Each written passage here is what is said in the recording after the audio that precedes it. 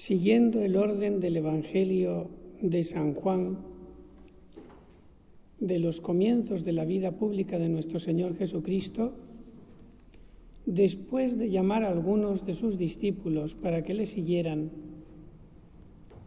San Juan ya en el capítulo 2 nos narra un episodio importantísimo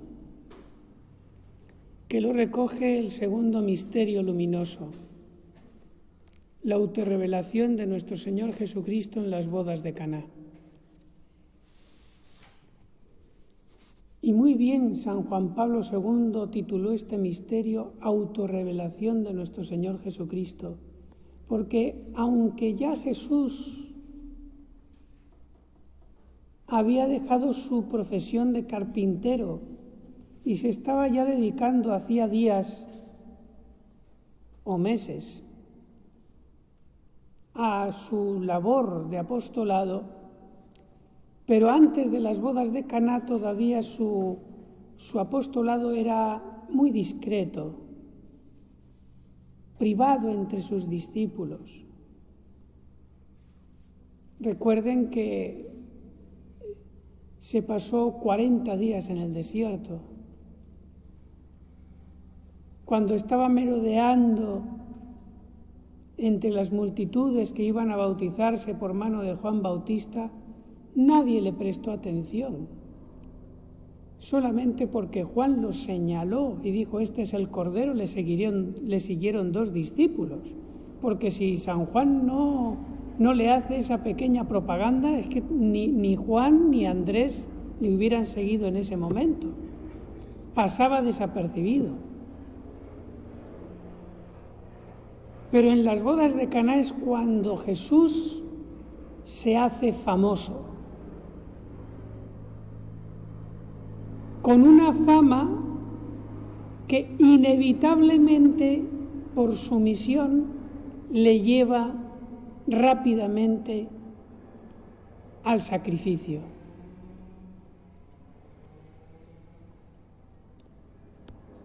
Dice San Juan: sé que ya he meditado en otros años este pasaje de la Sagrada Escritura, pero siempre se puede sacar algo nuevo, siempre. La palabra de Dios no tiene fondo. Al día 3 se celebraron unas bodas en Caná de Galilea. Eran la segunda parte del matrimonio judío. La primera parte era algo mucho más privado, se comprometían ya el uno para el otro para siempre, y era ya en esa privacidad un matrimonio válido, de tal manera que ya no se podía deshacer, a no ser que el varón, usando de la ley de Moisés, repudiara a la mujer. Pero eso también lo podía hacer al cabo de 30 años.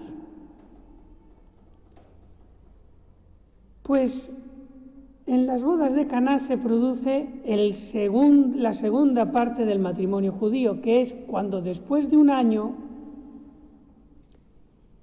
la mujer y el marido van a vivir a una casa nueva, o la mujer, si ya tenía el marido casa, entra en la casa del marido y ya empiezan a vivir juntos. Y ese es el momento en que ya lo hacen como con una fiesta más grande.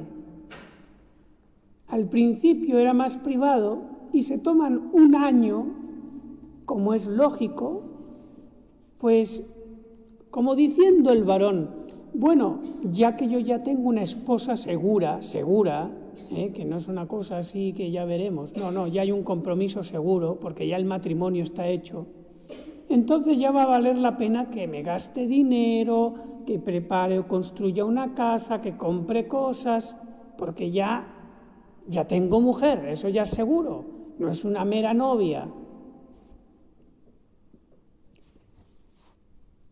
Pues las bodas de Caná era ya juntarse los dos en la misma casa cuando ya estaba todo preparado. y se hacía una gran fiesta.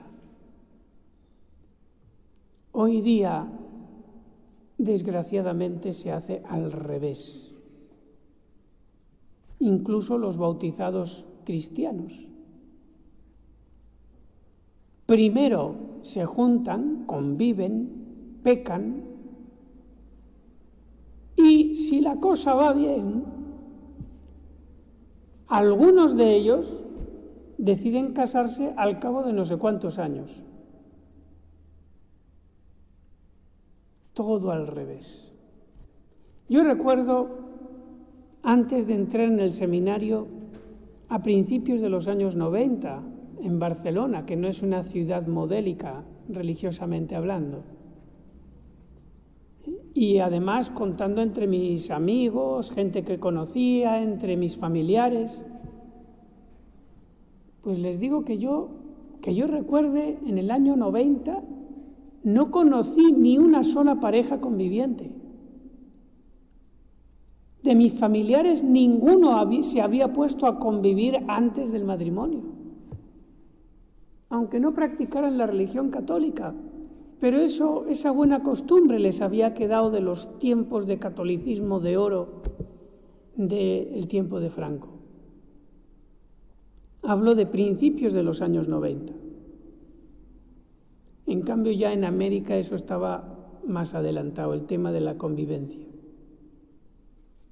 Ahora, ¿qué digo ahora? Ya hace décadas, pero cada vez peor. Ahora en España es totalmente al revés. Lo raro es casarse primero. Lo normal es convivir.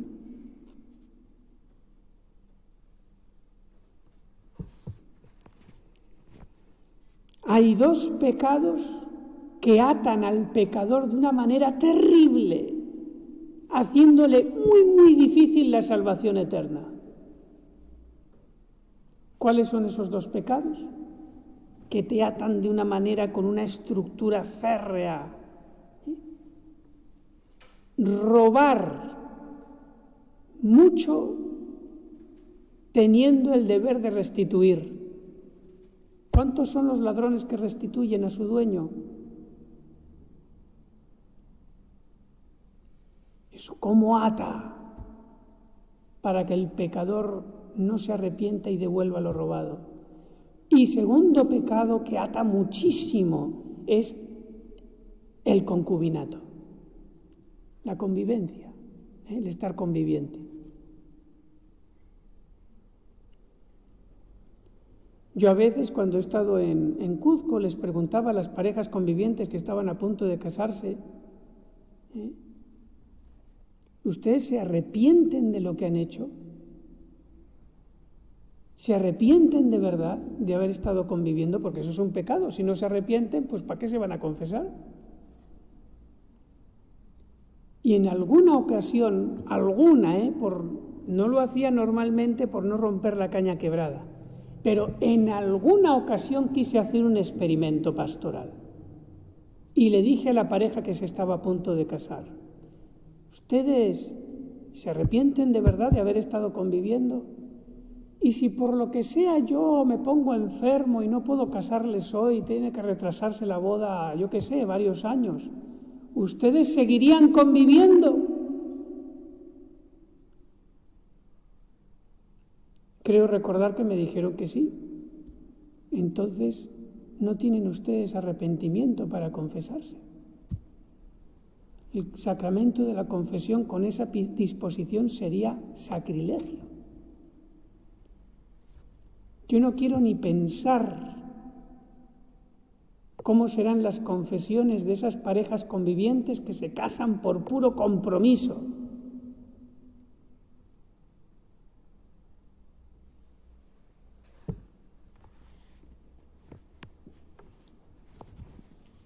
Sigamos el Evangelio después de este excursus, pero bueno, nos viene bien para ver cómo está el mundo.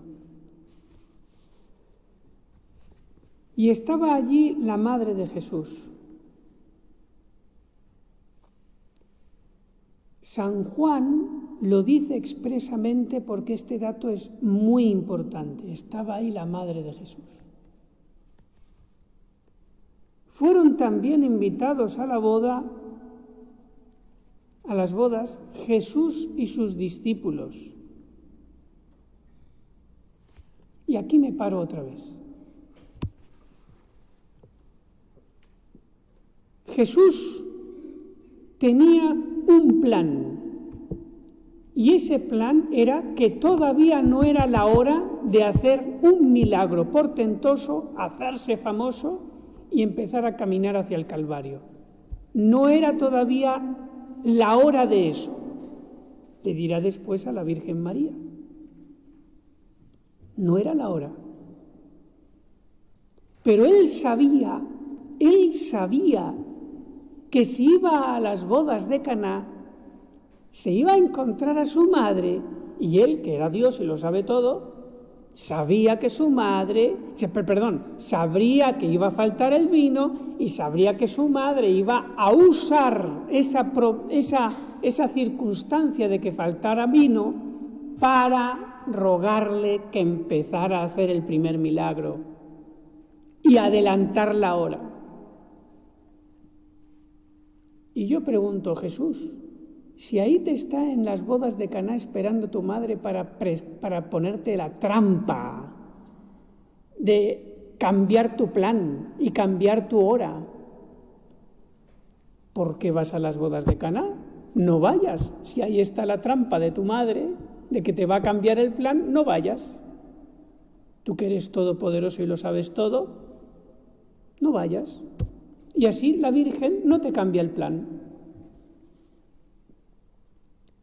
Jesús, sabiendo que la Virgen María le iba a poner la trampa de cambiarle la hora y el plan, va a las bodas de Caná, porque estaba deseando caer en esa trampa amorosa de la Madre de Dios.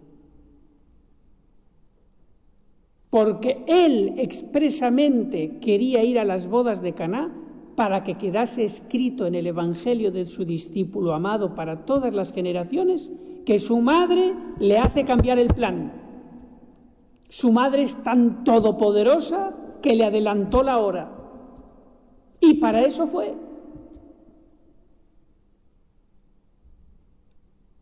No tanto para hacerse famoso y nada más, y menos todavía para que tuvieran más vino.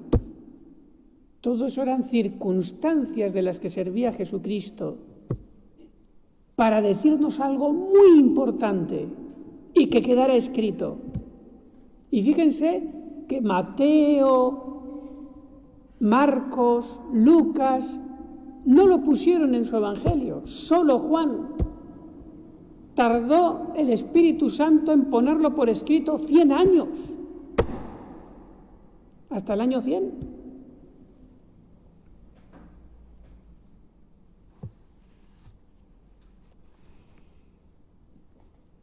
Pues bien, Jesús aceptó la invitación de las bodas de Caná y se metió de lleno en la trampa de su Santísima Madre. Y como faltase vino, la verdad es un poco extraño, ¿no?, de que los novios, sabiendo que iba a venir mucha gente, pues que no hubieran preparado la suficiente cantidad de vino. Estaba todo medido, todo medido. Tal vez había un grupito ahí que bebió de más y se bebió el vino de este y del otro y del otro y del otro. Así que faltó el vino. Dice a Jesús su madre, ahí viene la trampa: no tienen vino. Fíjense que la Santísima Virgen María ella sabía que todavía Jesús no había hecho ningún milagro. Lo sabía. Yo no sé si habrá hecho Jesús algún milagro en la vida privada cuando estaba de carpintero. Yo me imagino que no. Que él no aprovecharía su omnipotencia divina para arreglar las cosas. Pasó totalmente desapercibido como uno más.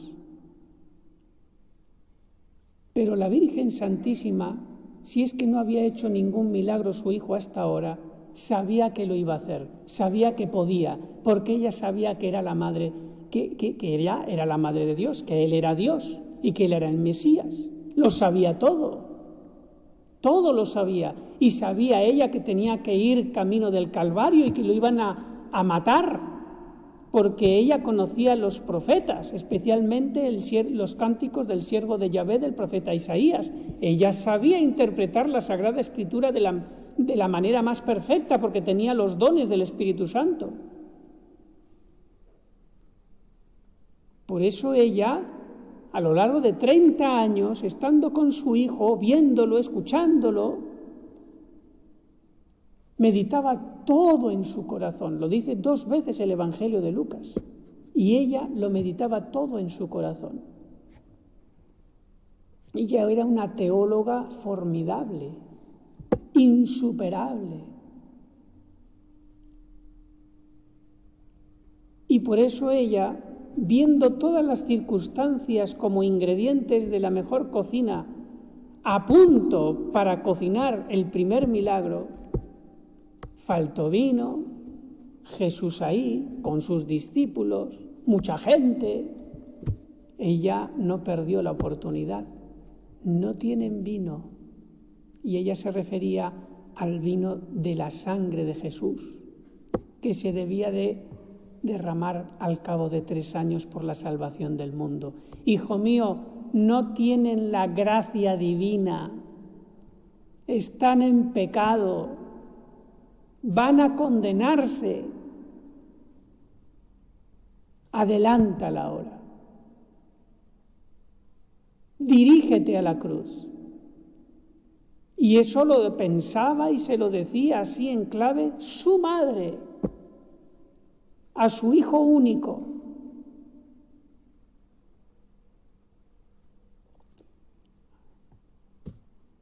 ¿Es que acaso ella no lo quería a él? Es que lo quería en Dios, y además en Dios quería a todo el género humano. Y sabía que en la cruz no iba a perder a su hijo, sino que lo iba a recobrar al 3er día según las Escrituras. Y le dice Jesús, le dice 2 cosas.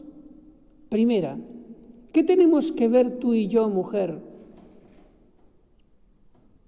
Esta primera respuesta era refiriéndose a lo material. El vino material, mujer, no es lo nuestro. No voy a hacer este milagro, diríamos, por arreglar una cosa material, para que estén más contentos. No es lo nuestro.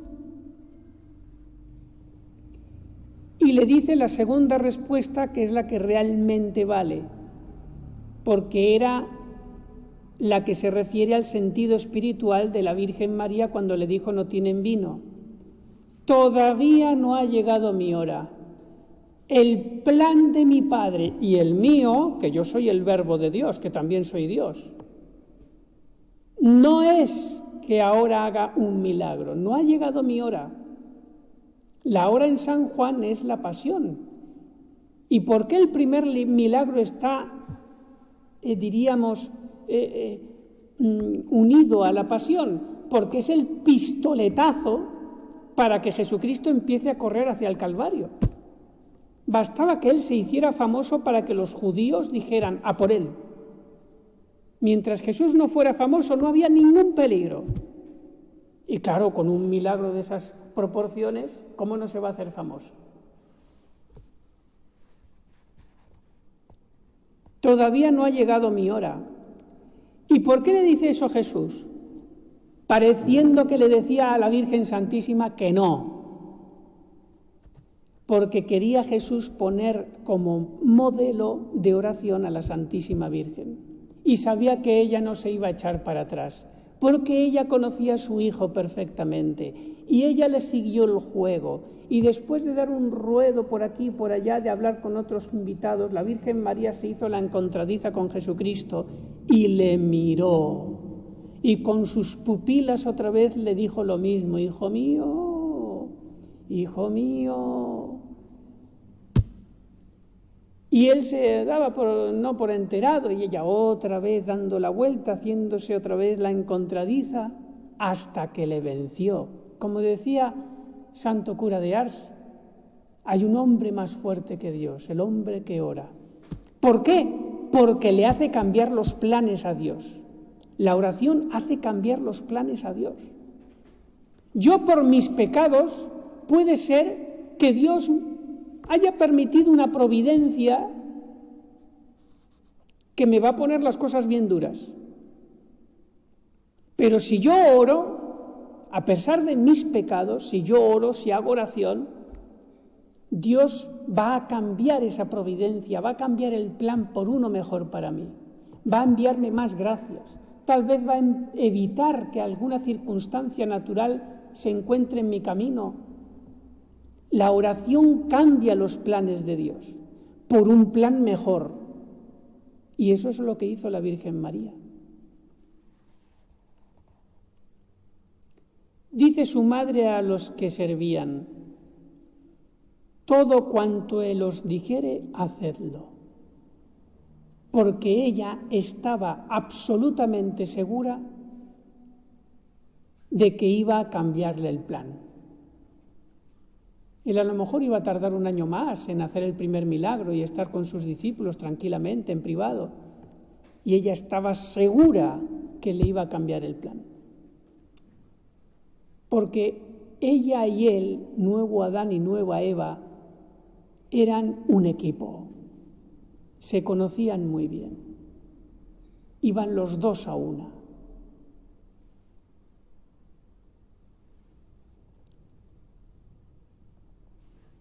Había allí 6 hidrias o tinajas de piedra destinadas a la purificación de los judíos, cada una de las cuales contenía 2 o 3 metretas. Por lo que he visto en los comentarios, aproximadamente entre todas las tinajas habría 700 litros de agua. 700. Yo creo que por más invitados que hubiera y por más borrachines que fueran, eso no se acaba. Y díceles Jesús: llenad de agua las hidrias, las tinajas. Y las llenaron hasta arriba.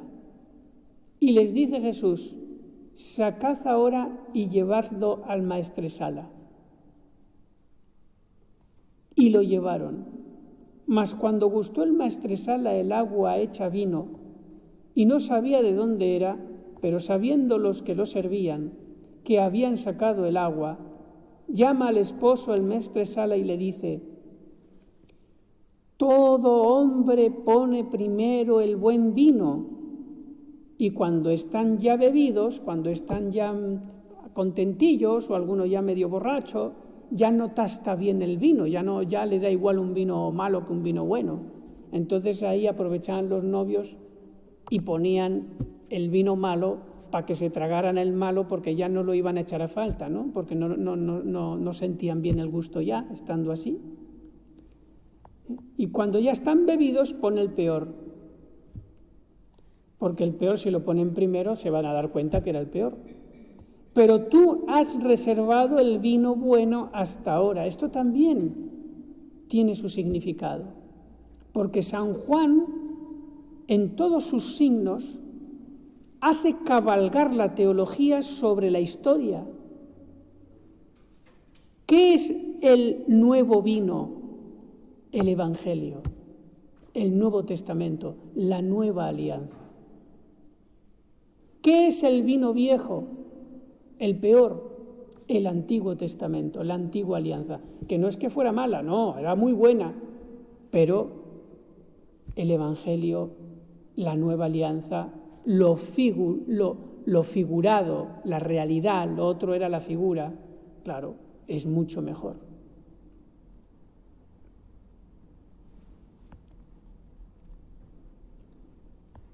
Este fue el primero de los milagros de Jesús, el cual hizo él en Caná de Galilea y manifestó su gloria y creyeron en él sus discípulos. ¿Ven? Y manifestó su gloria. Antes no la había manifestado. Por más que el demonio le pidió y le insistió, haz un milagro y convierte estas piedras en pan. Y no lo consiguió. El demonio no consiguió nada con sus oraciones devotas. No consiguió nada. En cambio, la Virgen María con un notín en vino, todo lo que hizo. Miren, lo del vino es lo de menos. Adelantó la hora de la manifestación de la gloria de Jesucristo y toda la era de la salvación. Así como la Virgen Santísima, segurísimo que con sus oraciones de adolescente y de niña, adelantó la encarnación del Hijo de Dios. Ella lo adelanta todo. Cambia los planes de Dios, los nuestros también. Por eso ella, cuando se aparece en Lourdes, cuando se aparece en Fátima, cuando se aparece en todas partes, rezad el rosario, rezad el rosario. ¿Pero por qué? Porque el rosario está lleno de ruega por nosotros, ruega por nosotros, ruega por nosotros. Y si me lo pedís eso a mí, yo, que soy la experta por voluntad de Dios en cambiar sus planes en mejores, con el rosario haréis grandes cosas. ¿Qué poder tiene el rosario? Es acudir a la Virgen Santísima para que cambie los planos de Dios en el mundo entero a mejores, a mejores. Si no fuera por el rosario, ¿dónde estaría ahora el mundo? Destruido. Les pongo dos ejemplos, pero muy, muy resumidos, que ya les he dicho otras veces, pero es que vale la pena recordar. Antes de 1531 en México casi no se convertía ningún indígena. La misión era un fracaso. Se aparece la Virgen María en 1531 a Juan Diego y después de esa fecha, en 7 años se convierten 5 millones de indios. Que América no estaba tan poblada como ahora, ni mucho menos. 5 millones de indios era seguro que la mayoría de los que había por allí. En 7 años. En 5 años, perdón.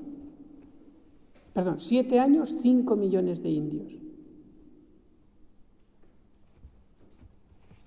Y el otro ejemplo que suelo recordar es el de Santo Domingo. Con todo lo santo que era, se pone a predicar a los albigenses, a los herejes del centro de Europa y no consigue nada.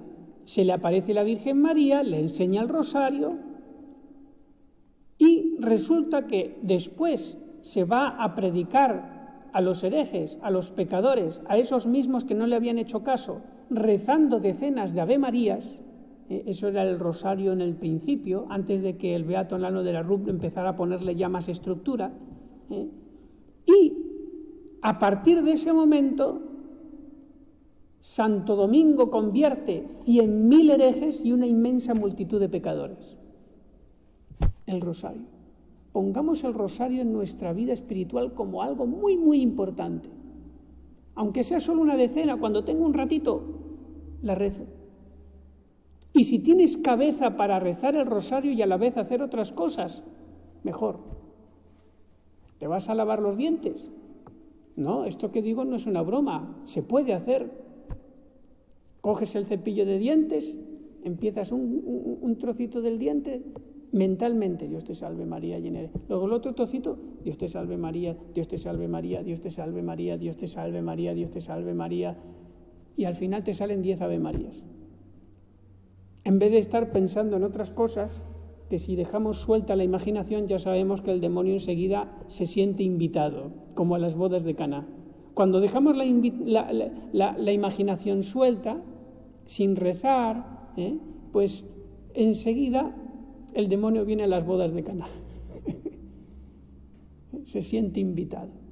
Pues siempre tener ocupada la mente todo lo que podamos en acudir a la Virgen Santísima, el Ave María, lo que dije ayer, actos de amor a Jesucristo, al corazón de Cristo. ¿Y por qué? Y con esto termino. ¿Por qué Dios quiere que acudamos a la Santísima Virgen María y a los santos para cambiar sus planes? Y no basta que nosotros acudamos directamente a Dios o a Jesucristo. Que sí, que se puede también rezar a Jesucristo directamente y a Dios, y eso hace mucho bien. Pero ¿por qué Él quiere, acudan a mi madre, acudan a los santos? ¿Por qué? Por dos razones. Primero, porque Dios quiere ponerlos como modelos para nosotros. Porque como Jesucristo vivió en una época concreta, en un tiempo concreto, en un lugar concreto, no acapara todos los modelos de vida. Por eso los santos. ¿Por qué murió San Luis Gonzaga tan jovencito? Pues para que sea un modelo para la juventud. Y así todos, de distintas edades, de distintas profesiones, de distintos estados de vida, para que el Espíritu Santo con sus carismas se manifieste en todas las circunstancias de la vida y esté Jesucristo todo en todas partes, parecido a la Santa Hostia. Y para movernos a eso, a que le imitemos a través de la Virgen y de los santos, los hace poderosos. Acudiendo nosotros a ellos, conseguimos más. Y la segunda razón es porque como ellos tanto hicieron la voluntad de Dios en la tierra, Dios quiere hacer la voluntad de ellos en el cielo. Aquello que decía Santa Teresita de Lisieux, voy a hacer mayor bien en el cielo que en la tierra, y se le pinta como que está lanzando desde el cielo pétalos de rosa, porque los santos no están ociosos en el cielo. Con su intercesión hacen muchísimo bien, y cuanto más les pedimos, más interceden. Aquello que decía la Virgen María a Santa Catalina Labouré, si me piden menos, menos intercedo, menos gracias doy.